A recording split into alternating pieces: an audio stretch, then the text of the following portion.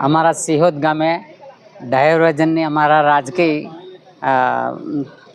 ગુરુ એવા અર્જુન સાહેબ, અમારા કાજલભાઈ અને આ કોંગ્રેસના તમામ આગેવાનો, અને મેં તો સમાજના આગેવાન કહેતો, અને અર્જુન સાહેબ આમ આ પાર્ટી હતા ત્યારના મેં બીજી પાર્ટી કોઈ બદલું નહીં, પણ ખોટું થાય તો અવાજ ઉઠાવું છું.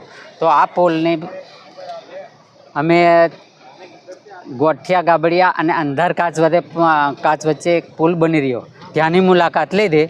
તો મોટા મોટા જાળાને બહુ જોરદાર મજબૂત કામ થાય. તો આ પુલનું મને પ્રાણ સાહેબ કનુ કાકા તમે અવાજ ઉઠાવશો એટલું જ સારું રહેશે.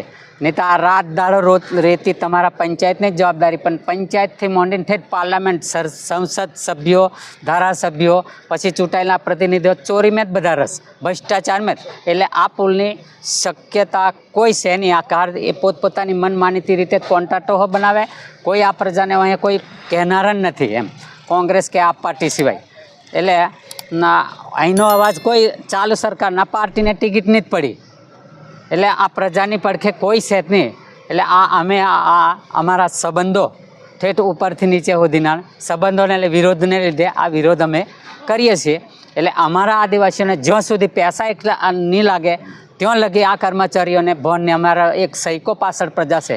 શિક્ષણ નથી એટલે કોઈ બોલતા નથી. એટલે પંચાયત ચોરી પડે. જે જવાબદાર દારૂ જેવું જ, દારૂ કે કેમ બંધી છે ગુજરાતના નામે, એટલે મેં પેલા લાલુ પ્રસાદને ઘાસચારાનો કૌભાંડ લાગીને જેલથી નરેન્દ્ર મોદીને કાયદો લાગવા જોઈએ ને.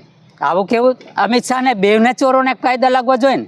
પછી વહીના સમાજ કને આપણે ગમે એટલું બોલીએ તે કાયદાનું કોઈ અમલીકરણ નહીં. એટલે ઉપરથી જ ચોરે, એટલે આ નીચે હોરી ચોરી થાય એમ. પૈસા એક નો અમલ કરવા કહેવા તો જ બનતું નહીં, તો પક્ષને નહીં કહેવાતું એમ. પેલા અમિત શાહ એક દાડો આવી ગયો કે તમે સામ દામ દંડથી સત્તા લો મારી ઠોકીને. મારું નામ રાઠવા કનુભાઈ મનજીભાઈ, સુસ્કાલ તાલુકા પંચાયત, આમ આદમી પાર્ટીના ઉમેદવાર એમ. મેં સક્રિય રીતે આ આંદોલન સાથી પક્ષો સાથે લડતો આવ્યો છું ને હજુ લડવાનું ચાલુ રાખીશ. હે કોંગ્રેસો હાર જ પક્ષે રાહુલ ગાંધી કહે છે ને ચોકીદાર ચોર છે, તે આજ છે એને પાડવા હતા તૈયાર જ, બધાથી જ પડશે ને એમ.